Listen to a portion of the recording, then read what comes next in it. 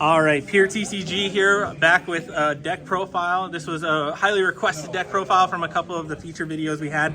Go ahead and why don't you explain what deck we're talking about today? My name's Tyler, and I'm playing my variation on Runic Stun. Awesome, all right. Well, no fun for anybody else, so let's see how much fun you get to have. All right, so for the Runic engine, of course, we go 2 fountains, 3 curses, 3 tip, 1 droplet, smiting storm, 3 slumbers, 3 destruction, and flashing fire. I believe it is 17 runic spells, quick plays in the mage. It's been a good working ratio for me. Then of course the 2 card schemes. Usually it's a one of. I'm kind of practicing with 2 because I'm not playing Pot of Duality because I play Majesty's Fiend.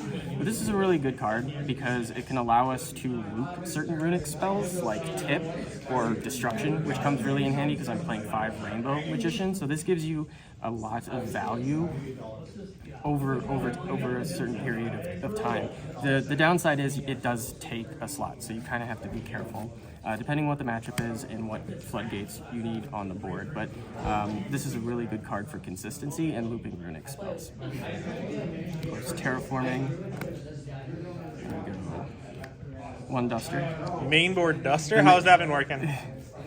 It's good. I mean, like, if you are running 3-5 rainbow and you get this, it's just easy game at that point. It's good going first, and it's good going second if we can establish a 5 rainbow. So I like it. You don't have to play this main. You can play like Cosmic Cyclone. I've seen a lot of lists play Cosmic Cyclone. I tried that list. I felt it was a little too bricky, but so far I'm really liking the 1 main deck, Heartbeat's Feather. Okay. And then we'll go into the Floodgates, which is the most fun part of this. So we have 2-dimension fissure. Not really that great in this format, unfortunately, because Malice is huge and we enable Malice. So if we are going up against Malice, this can maybe protect us from some certain hand traps, but overall it's going to be enabling them more. I've messed around with this being in the main, this in the side, and taking it out altogether.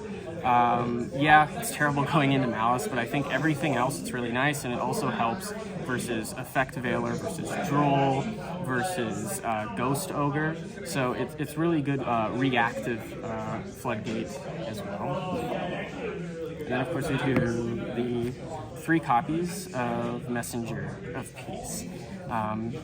Pretty standard one here. Since I'm running Majesty's Fiend, I want to max out on all cards that kind of stop my opponent from attacking or doing anything. So the 3 Majesty's Fiend has been doing pretty good.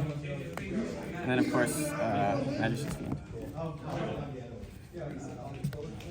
So, yeah, this is probably one of my favorite cards. I started with Inspector Border. Inspector Border is a really good card going first, of course, but I feel like it's a lot easier to play into.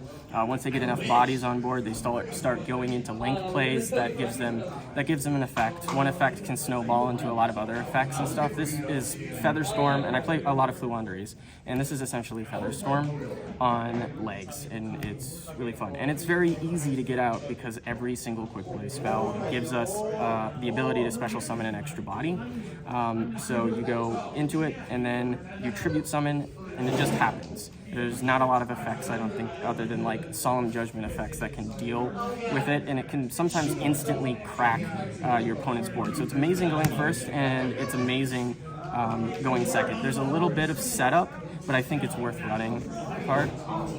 And then a card that I've been toying with a lot, where I couldn't really figure out if it was really good, if it was bad, but I think this card pays off if you put the work into it. Sometimes it will instantly give you a great advantage upon activation, but it's kind of how you control your opponent's back row that makes this so good, because we have destruction and we have ways to loop it with card scanner and tip, and then just doing that whole business of constantly putting pressure on our opponent's back row. It also affects the way that they are going to sequence certain spells and traps, I think. So we're kind of taxing them there. This does very well in the grind game, and of course you saw Feather Duster sometimes going second, a Feather Duster into this activation. And another thing is the effect cannot be negated. So the imperm column is huge when you play Runic Stun, because and especially if you're playing Majesty Fiend, it happens to be a really good 2-for-1. This effect cannot be negated. So it's also a very good skill check card. If the opponent doesn't know what it does, they might stumble into it and just pay the price. It could also protect you on your first turn from hand traps, right? As well? No, so it's on field. Oh, it's on field. My apologies. On field, yep. So they can't activate on. So it's a skill drain on top of they can't attack either, which is huge. So if it, like they go to battle phase and you go, okay, well, beginning of battle, like destruction, target their one set, you kind of stop them. Rivalry. Good and bad. Again, another card that's like pretty bad into Malice because they can play under it. Rivalry shuts down, it shuts down certain engines that people might be running in their deck. Like if it's Malice with like Fiendsmith Bestials, Kashtira, Raziel with the same stuff. This is one of the weaker ones, but there are definitely decks that get trumped by this, especially like Raziel and stuff like that. But I do see myself taking this out a lot because of Malice, because they just play really well under it. Same goes for Goes and Match. It's kind of a hit and miss. When it hits, it's really good. When it doesn't, it doesn't do much. But if any favorite, I'm definitely rooting for Tikaboo. Tikaboo's insane. The way like Konami builds decks and their themes, it's like whether it's like all cybers or all fiends. I feel like this has hits on a broader spectrum than Rivalry and or Gozen. That doesn't mean that like Rivalry and Gozen are bad. It's just they can be a little bit more situational. I feel like this hits 8 to 9 out of 10 times. And then more ways to protect Majesty's Fiend, we have Synchro Zone. So of course the two biggest decks right now don't even use Synchro monsters, so it's kind of a W there. Also easy card to side out, but again, that's literally 6 pieces of interaction to stop our opponent from like beating over a Majesty's Fiend. And then we have the side deck. Of course we have the 3-Mil Charmy, and the 2 Meows. And I actually activated a Meow against a Malice player today. Drew 2 cards, second card was Meow, activated another Meow, and I still lost that game. Oh no. He change of hearted my Majesty's Fiend. Yeah, it was not fun.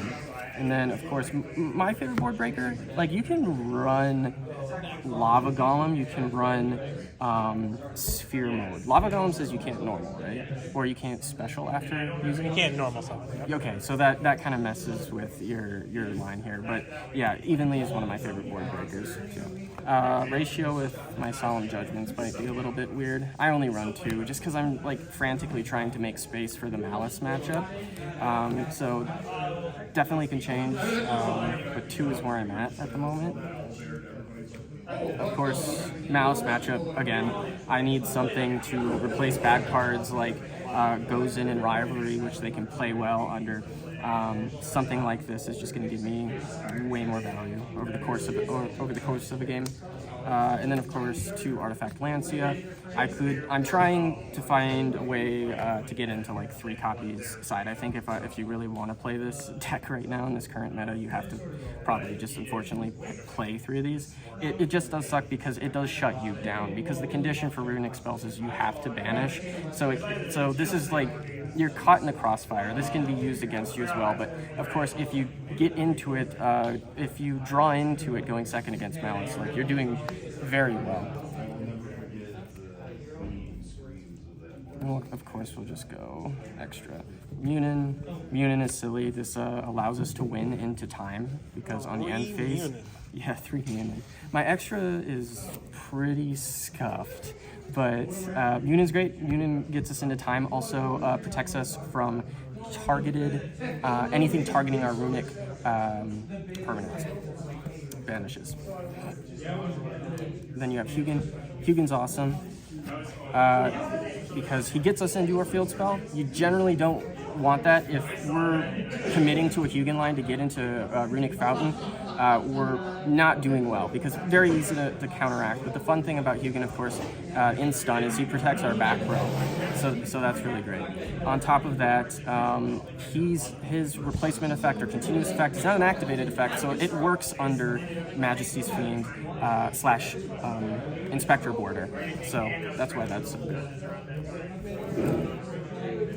Then you have Gary, who's very fun, cannot be destroyed by card effects. Also, good body to put down if they swing into it. Effect Engrave to pop something else. Again, this has synergy with 5 Rainbow Magician. If your opponent overextends, attacks into it, and they only have the one set, you can pop it, and then you can instantly get a bunch of value from that. Cards that I really don't go into a lot.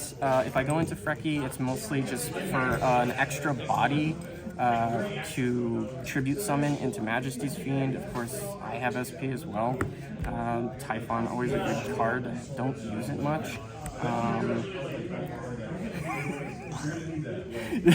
This is funny because this doesn't make any sense because I haven't changed my list post Border Inspector. So there's no way, I don't think there's any way I can actually even summon that. So that's a completely dead card. And then I have Slipnick, the Runic main. But I guess like really important ones, definitely just Gary, Hugin, and then Munin.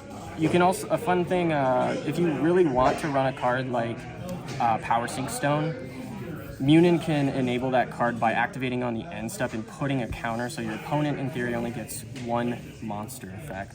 So that's nice. I've played that card. I don't think it's good enough, but you can play test with it and make your own. All right, sounds good. Well, thank you so much. I appreciate it, the deck profile. Hope you guys have a great one. Bye.